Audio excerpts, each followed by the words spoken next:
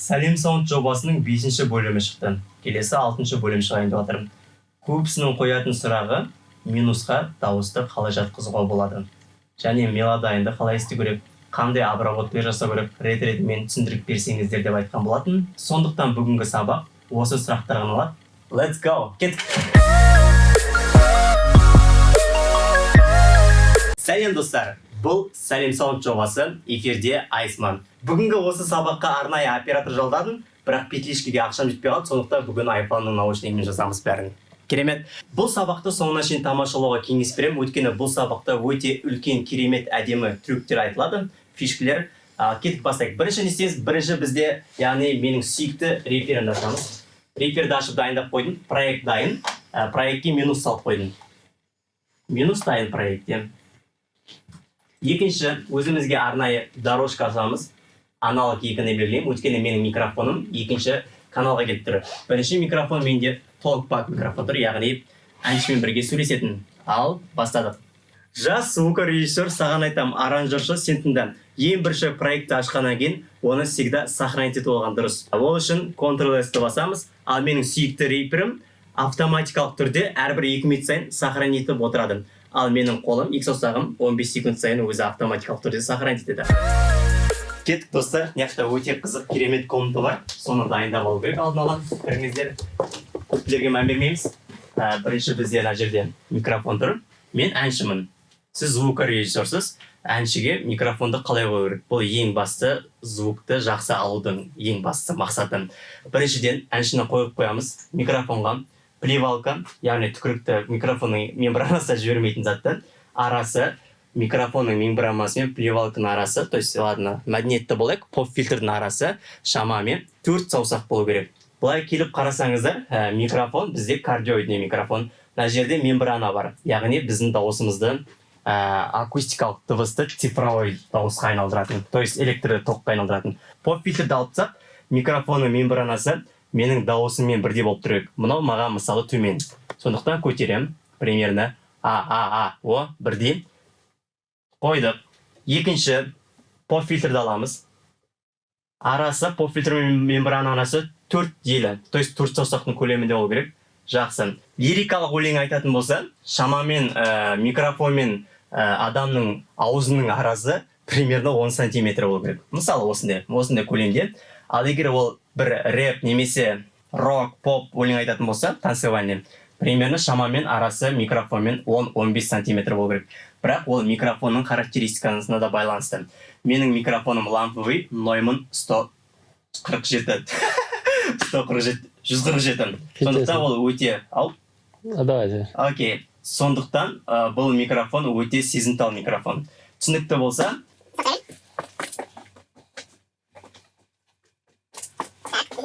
Микрофонды ыңғайлап, әншіге ыңғайлап қойғаннан кейін ол бірінші жұмыс. Ал енді жасайтын екінші жұмыс, яғни наушникке мониторинг жасау. Яғни минусты, дауысты әншінің құлағына әдемі ретінде беру. Ол үшін әншіден бұрын наушникті өзіңіз тағасыз. Мысалы, менде Shure SRH 440 дейтін наушник бар. Оны өзім тақтым. Екінші, Touch OS C дейтін программаны жазып аламыз. Неге? Өйткені бұны біз анаяқтағы менің реперімді осы яқтан басқара аламыз. Ол үшін тұрамыз. Бірінші қарасаңыздар, мына жерде оператор келіңіз, мына жерде көрсетеміз. Мына жерде play дейтін бар. Play'да басамыз. Құлағымда уже минус жүріп жатыр. Не дейсің? Деп қатты қылмаймыз. Минустың дауысын басамыз, жаймен.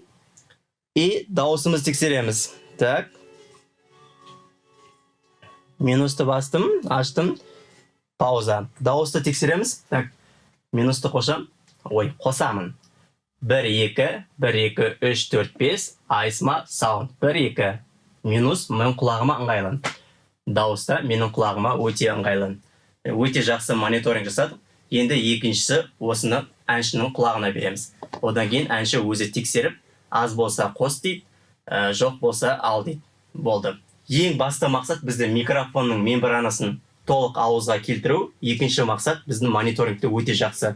Егер әнші мониторингті жақсы сезінсе, әнде өте керемет болады. То есть өзі жақсы сезініп айтады. Сондықтан әншіге бір құлағын аштырып жазбаңыз, екі құлағымен бірдей жазса өте ыңғайлы болады. Солай достар, енді мен әншіні күттім, әнші келем дегенше, олар әлі студияға да кірген жоқ. Алдын ала мен жақсылап мониторинг жасап қойдым. Ол звукорежиссердің алғашқы плюсы. Сізді солай құрметтейтін болады. Дауыс жазу барысы өте сәтті аяқталды. Достар, бүгінгі жөндейтін өлең Тентек группасының Мұңайма дейтін өлеңі. Бірінші жөнделген вариантының қысқа нұсқасын тыңдап көрейік.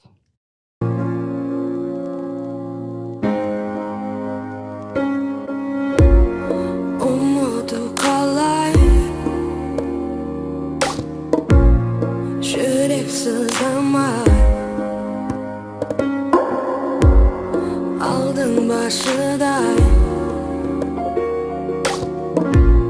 Kıyınға sığmay Мұңайма суық жолдарын бәлкім көмек теспейді әркім жалғыз жүрсең де әлі сен Мұңайма тыныш айналаң салқын алыс тым алыс жалғыз жүрсең де сен мұңайма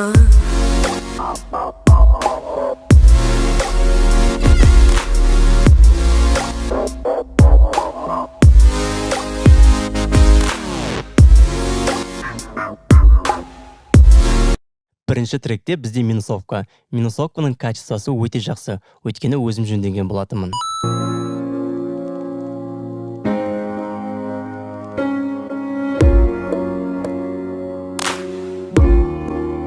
Келесі бізде көптеген вокалдың дорожкалары бар. Қарап отырсаңыздар, кәдімгідей бір аранжировканың дорожкасындай өте көп. Неге мұнда вокалдың дорожкасы көп дейтін болсаңыздар, бұл өлеңнің стиліне байланысты мен көптеген фишкалар қолданған болатынмын. Ең басты бізде екі дорожка бар, яғни ол куплет, екіншісі қайырма. Және де тағы да екі жол қайырма мен куплетке бэк вокалдар бар. Көп дорожка болғаннан кейін ол компьютердің ресурсын көп жейді. Сондықтан мен бүкіл дорожкаларды бір группаға жинадым, яғни lead vocal, lead vox. Бірінші жасайтын жұмысымыз дауысты мелодайынан өткізу. Мен дауысты мелодайының жадына өткізіп алдым. Және де эфирдің уақытын үнемдеу үшін мен дауысты алдын ала тюн жасап алған болатынмын. Ал тыңдап көрейік. Жүрек сыздамай. Мелодайн плагині бойынша бір-екі теория. Бірінші сол жағында ноталардың әріптері орналасқан. Мелодайн плагинінің басты экранында екіге бөлінген, яғни ақ және қара. Ақ дегеніміз, яғни бұл ноталар до, ре, ми, си, ля сияқты. Ал қарасы диездер немесе бемольдар. Екінші дауыстың ноталарына көңіл бөлейік. Бірінші бұл жерде сары айтым, яғни бұл нотаның амплитудасы. Ал ішіндегі линиялар, яғни қызыл сарылы жіптер, бұл нағыз нотаның өзі болады. Ол қалай? Мәселен, менде айтым бар. Егер бұл айтымның амплитудасы төмен болса, яғни дауыс жай естіледі.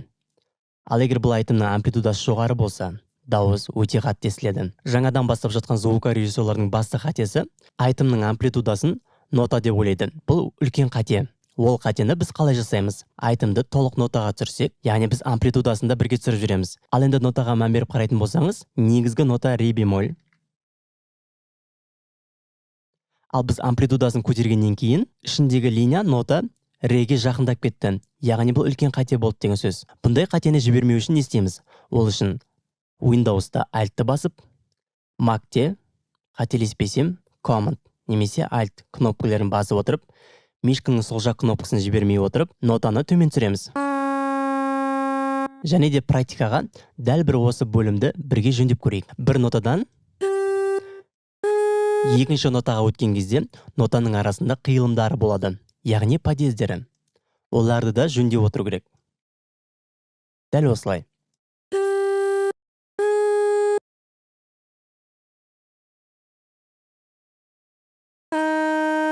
Кейбір ноталар болады, яғни осы тектес. Оны жөндеудің екі амалы бар. Яғни бірінші, pitch drift tool'ды алып, дрифтовать ету.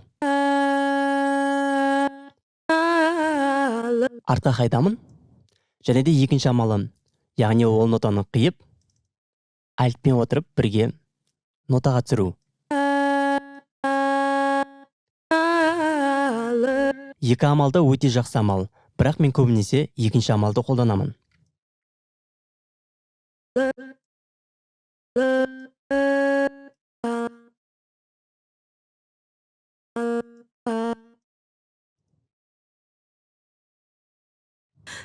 alыс жалғыз жүрсем де сен мұңайма. Егер мен жөндеген ноталарға мән беріп тағы қарайтын болсақ, мен кейбір әріптерді с, ш, т, қ, к деген дауыссыз дыбыстарды қиып тастаған болатынмын. Дәл осылай. Не үшін? Өйткені бұл жерлерде ешқандай да мелодия жоқ. Ал егер осы әріптерді сіз орнынан қозғалтатын болсаңыз, әуеннің сапасына кедергі келтіретін боласыз. Сөйлемнің араларындағы әншінің ауа жұтқан жерлерін сол дыбыстарды алып тастаған жөн. Және де мышканың оң жағын басып, Amplitude Tool ручкасымен ауаны -4 және -10 децибел аралығында дауысын басу керек.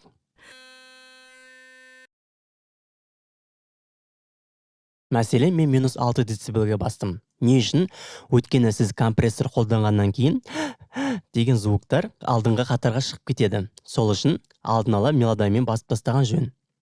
Келесі мен дауыстың барлығын нотаға түсіріп тазартып алғаннан кейін дауыс моно жазылған. Дауысты монодан стереоға ауыстырам. Ол үшін мен рейперде V кнопкасын басамын, және де менің моно дорожкам автоматикалық түрде стерео дорожкаға айналады. Мәселен, осылай. Бүгінгі басты тақырып минусқа дауысты жатқызу. Менің көптеген еріншек достарым бар. Яғни бір проектке плагиндердің тізімін салып алады да, сол тізімді екінші проектке қолданады. Және де келесі үшінші, төртінші кете береді. Ол үлкен қате. Әр өлеңнің стиліне байланысты, дауыстың тембріне байланысты, және де қыз ұл болып бөлінетін болғандықтан, әр проектке, әр дауысқа әртүрлі плагиннің тізімін қолданған дұрыс. Ал мен бұл проектке креативный көзқараспен қарадымда, бұған мүлдем бөлек тізім қолданған болатымын. Осы бүгінгі қолданған тізімді сіздермен бөліскім келіп тұр. Және де бірден айтып қойын, звук бәрімізге бірдей естілу үшін мен мастер каналға Invisible лимитерін салып қойдым. Яғни мастер каналда лимитер. Бастапқыда айтып кеткендей, мен бүкіл дауыстарды бір группаға жинадым. Яғни Leadfox. Бірінші тізімде менде NLS Channel тұр. Яғни Waves компаниясынікі. Бұл жерде үш түрлі аналоглы консольдің эмуляциялар берілген. Яғни Spike, Mic, Nevo. Мен бұл жерде фейдерді -7 децибелға түсірдім. Минустың громкостымен бірдей қылу үшін. Одан бөлек менің группам -5 децибелға басылған, және де куплет -6 децибелға басылған. Бұл плагиннің қызметіне әртүрлі консольдардың әртүрлі звучаниясын береді. Маған бұл жерде майктың звучаниясы өте қатты ұнады. Сондықтан мен артистің дауысына майкты қолданған болатымын. Келесі тізімде группада мен FabFilter плагинін қолданған болатымын. Яғни екінші версиясын. Бұл жерде осы дауысқа керек емес 100-ден төмен герцтегі частоталар қиылып тасталған болатын. Және де 545 герц. Низкая середина, 864 герц, және де 2 килогерц. 2 килогерцті не үшін алдым? Яғни артистің дауысында телефонный звук көп болған болатын.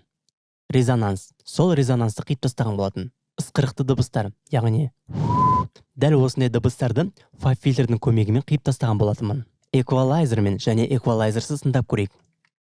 Алдану оңай, Енді эквалайзермен. алдану оңай. Дауыс керек емес частоталардан арылды. Келесі тізімде Virtual Mix Rack. Бұл Slate Digital компаниясының плагині. Бірінші тізімде менде R2 түрі. Яғни бұл жерде мен тек қана осы ручканы қолданған болатымын. Ал енді плагинмен плагинсіз тыңдап көрейік. Алдану оңай, Енді плагинмен. алдану оңай. Бұл плагиннің қызметі дауысқа песочный звук беру. Көптеген голливудтық әншілерге осы әдіспен дауысына керемет бір тембр қосады. Ал келесі тізімде Custom Series Equalizer. Бұл жерде мен екі плагин қолданған болатымын. Өйткені кейбір энкодерлер жетпей қалған. Ал мән беріп қарайық. Бұл жерде 100 герцтен 4 децибелға қосқамын, және де 4 килогерцтен 1,5 децибелға қосқамын. 4 килогерцті 1,5 децибелға қосқан себебім дауысты минустың алдына шығарады. 100 герцті 3,5 децибел қосқан себебім, яғни дауысқа фундамент беріледі. Келесі Custom Series Equalizer'ын қайталадымда, бұл жерде 7 килогерцті қостым, яғни дауыстың ашықтығын одан сайын дамыттым.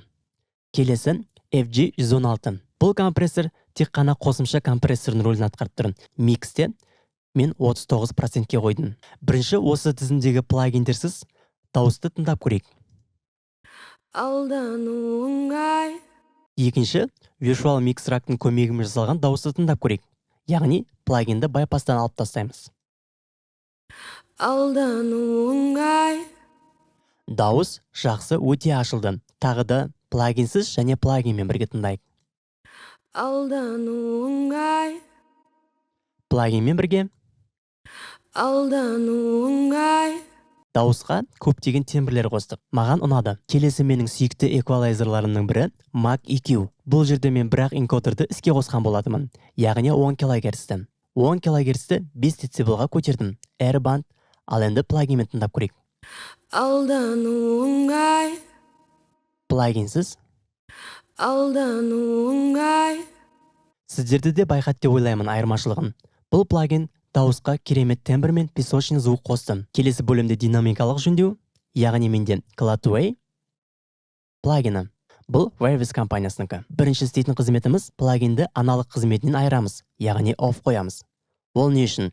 Егер біз 50 Гц, 60 Гц-ке қоятын болсақ, бұл аналоговый плагиннің шумын береді. Яғни бұл плагин аналоговый құрылғының эмуляциясы болатын, яғни цифровой. Бұл плагиннің аналоговый түрі атақты Elatoy компрессоры. Бұл менің сүйікті компрессорлерімнің бірі. Мен бұл компрессорды көбінесе лирикалық өлеңдерге қолданамын. Бұл плагин өте оңай, яғни бұл жерде тек қана екі энкодер бар, Gain, Peak Reduction. Мен бұл жерде тек қана Peak Reduction энкодерін, яғни ручкасын іске қосқан болатымын. Мен бұл плагиннің көмегімен дауыстың динамикасын -7 және -5 дБ аралығында қысқан болатымын. Қазір сіздер Gain Reduction'нан көре аласыздар. Мұңайма суық, жолдарың бәлкім жүрек іздейді әр күн. Келесі тізімдегі дәл осы линиядағы клавокал стерео плагин қолданған болатынмын. Бұл жерде мен моно дауысты стерео дауысқа ауыстырдым. Спрейдер ручкасының көмегімен. Екінші делай қолдандым слэп вариантында. Үшінші ревербератор чембер. Менің ойымша дәл қазір сіздердің ойларыңызға сұрақ келді. Ревербератор делайды қалай инсертте қолданасыз деген. Ол қате емес па? Бұл ешқандай да қате емес. Яғни бұл жерде мен ревербератордың ручкасіне автомизация жазған болатымын. Автомизацияны Cubase-тің, Pro Tools-тың және де тағы да басқа хосттардың көмегімен автомизацияны жасай аласыз. Мәселен, бұл жерде мен реверберацияға автомизация жазғанмын. Және оны сіздермен бірге тамашалайтын боламыз алдағы уақытта. Қосымша мен компрессор, эквалайзер қолдандым. Компрессорде push, эквалайзерда beat, яғни сәлден. Ал енді осы плагиннің көмегімен тыңдап көрейік, дауыс қалай болды. Ұмыту қалай. Байқасаңыздар, ревербератордың ручкасы өлең біткен кезде автоматикалық түрде жоғарыға көтерілді. Бұл өлеңге өзіндік бір стилистикасын береді. Тағы да бір рет тыңдап көрейік. Ұмыту қалай. Өте әдемі. Келесі мен Waves компаниясының Doubler плагинін қолданған болатым. Бұл жерде тек қана Direct кнопкасын алып тастаймыз. Ал қалғанның бәрін дәл солай қалдырамыз. Бұл плагиннің қызметі дауысты оңға солға жібереді. Және де бізде стерео канал өте жарқын естілетін болады. Егер сізде Pro Tools, Cubase немесе Logic программалары болатын болса, сіздерге кеңесім бұл плагинді сент арқылы немесе бас арқылы жіберіңіз. Өйткені бұл плагинде Dry Wet кнопкасы жоқ. Ал менде Reaper'де автоматикалық түрде Dry Wet кнопкасы плагиннің жоғарғы бөлігінде шығады. Яғни бұл плагинді мен 15%-ке ғана дауысқа араластырған болатымын. Ал енді осы плагиннің көмегімен тыңдап көрейік. Ұмыту қалай. Дауыс монодан стереоға ауысты. Келесі қолданған плагинім SoundToys компаниясыныңкі Echo Boy. Бұл плагинде мен тек қана пресет таңдаған болатымын. Яғни Edge Vocal Slap. Бұл плагинді сіздер инсертте қолдана аласыздар. Яғни Dry Wet кнопкасын төменге түсіріп немесе жоғары көтеріп. Бұл жерде менде Dry Wet кнопкасы 50% тұр. Жоғарыда айтып өткенде, менде Reaper'де бұл жерде энкодер бар, яғни Dry Wet кнопкасы. Бұл жерде мен бұны 7%-ке шейін түсірген болатымын. Бірінші 100%-пен тыңдап көрейік. Ұмыту қалай. Бұл эффект slap деп аталады. Мен көптеген өлеңдерді қолданамын, және де саксофон, трампет, тромбон инструменттерінде де. Келесі қолданған плагин дәл осы компанияныкі, бірақ радиатор деп аталады. Бұл жерде радиатордың көмегімен мен жоғарғы частотаны қосқан болатымын. Ал енді тыңдап көрейік. Ұмыту қалай. Және де сізде осы плагинді қолданатын болсаңыз, noise бөлімін алып тастаған жөн, яғни таза, клинге қоямыз. Ал егер noise бөлімін таңдайтын болсақ, бізде шум кетеді. Алып тастаймыз. Шамамен 2-3 дБ жоғарғы частота қосқамын. Бірге тыңдап көрейік. ұмыту қалай, Дауыс өте керемет болды. Ал плагинсіз ұмыту қалай, дауыс тұнық болып көрініп тұр. Ал плагиннің көмегімен дауысқа өзінше бір әдемі бір тембр қосылды. Келесі мен қосқан плагиннің бірі, яғни сатурация, saturation. Бұл дауысқа краска беретін плагиндердің бірі. Бұл жерде мен пресет таңдадым, G-Fed Mic Pre Modern. Бұл жерде мен Dry Wet кнопкасын 50%-ке және де сатурацияны 52%-ке қойдым. Бірінші плагинсіз тыңдап көрейік. ұмыту қалай, Ал енді плагинмен бірге тыңдап көрейік. ұмыту қалай, Дауысқа өзіндік бір әдемі краска қосылды. Және де келесі эффекттің бірі Delay. Бұл жерде мен H-Delay қолданған болатым, яғни Waves компаниясынікі. Бұл жерде 4-1 нота. Тағы да айтарым, егер сіз осы плагинді қолданатын болсаңыз, аналог бөлімін off режиміне қойыңыз, өйткені қосымша шум беруі мүмкін. Келесіде бізде Fab фильтр.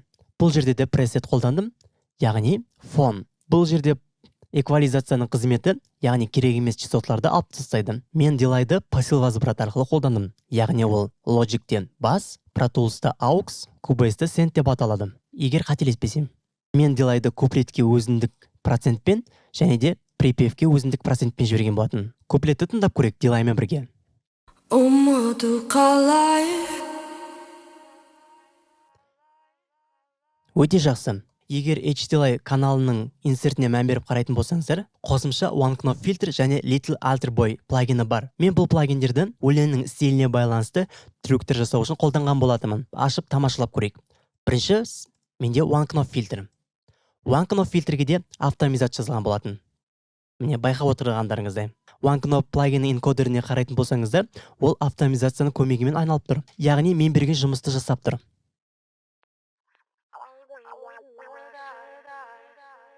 Бұл эффект. Келесі қолданған плагин Little Alter Boy. Мен қазір Delay'ды 100%-ке өзгердім, осы эффекті тыңдап көру үшін.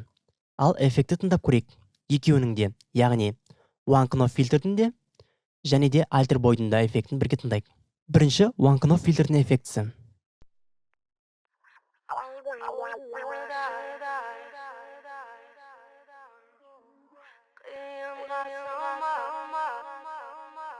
Ал енді келесі Little Alter Boy'дың эффектісін тыңдап қарайық.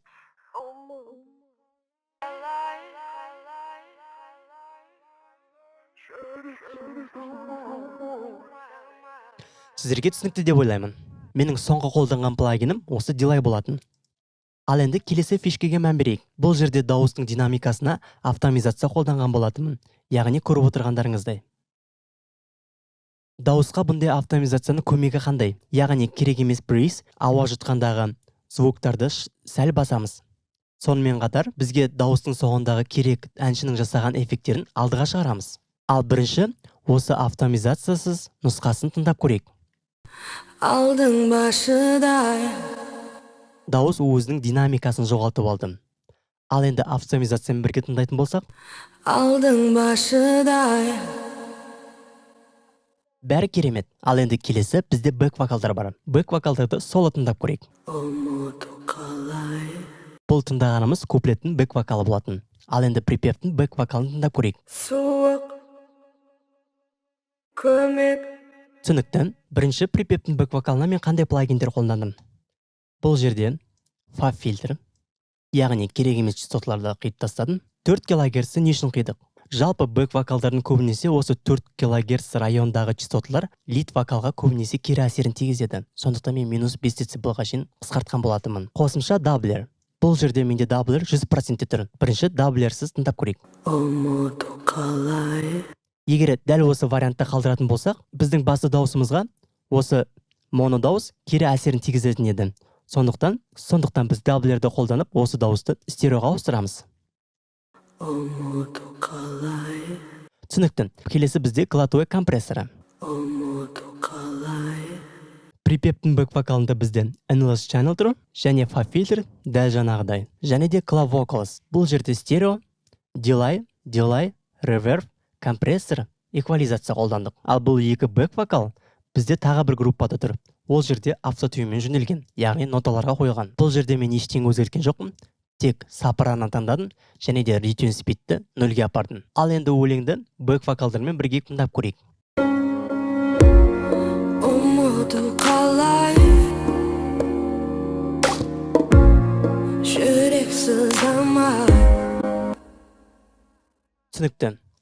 Ал дауыстың жеке өзін біздің плагиндерсіз тыңдап көрейік. Umudu kalay. Ал енді плагиндермен бірге. Umudu kalay. Өте керемет. Бұл сабақтың соңында сіздерге қосымша трюк көрсетейін. Мәселен, осы екі сөйлемнің арасындағы паузаға мән берейік. Жүрсеңде әлі сен, мұңайма тыныш. Дәл осы жерде инструментте аз болғандықтан, дауыста болмағандықтан өлеңде пауза болып қалды. Бұндай паузаларды дауыстың көмегімен толтыруға болады. Дәл осы сияқты. Жүрсеңде әлі сен, мұңайма. Керемет бір эффект пайда болды біздің. Оны қалай жасадық? Әншінің өлеңіндегі сен деген соңғы сөзді қиып аламыз. Сен, Дәл осы сөзді мен алдын ала сен деген сөйлемді алып екі рет қайталап қойдым. Микспен бірге тыңдайық. мұңайма. Екі рет қайталағаннан кейін бұл екі сөз біздің миксті кері артқа қарай тартып тұр. Ол үшін біз осы екі сөзді әрлендіру керекпіз. Мен бұл екі айтымды белгілеп аламын, панды басамын, яғни панорамирование. Біріншісін солға лақтырамын, екіншісін оңға лақтырамын. Тыңдап көрейік. Сен, Өте жақсы. Ал енді микспен бірге тыңдайық. мұңайма тыныш. Жақсы, бірақ әлі де бірдеңе жетіспей тұрған сияқты. Мен бұл жерде фаб фильтрді қолдадым, яғни фон. Бағанағы біз үйренген пресетті қолдандым. Екінші, манипулятор плагинін қолдандым. Бұл жерде мен питчті 5 тонға түсірдім, және де -6 формат қойдым. Ал енді плагиндердің көмегімен бірге тыңдап көрейік. Өте әдемі, ал енді микспен. Әлі сен, мұңайма тыныш. Өте керемет эффект болды. Сабақтың басында айтқандай, лимитерді 2 децибел қойып қойдым. Дауыс бәрімізге бірдей естілу үшін. Және де BX метрден қарап, дауысты қосып немесе азайтуға болады. Жүрсеңде әлі сен, мұңайма тыныш. Бұл жерде мен RMS бөліміне мән беріп қарадым. Бұл жерде шамамен -7, -8 RMS-ке шейін барып жатыр біздің дауыстың громкості. Бүгінгі жасаған өлеңнің стиліне бұл -7, -8 RMS жеткілікті.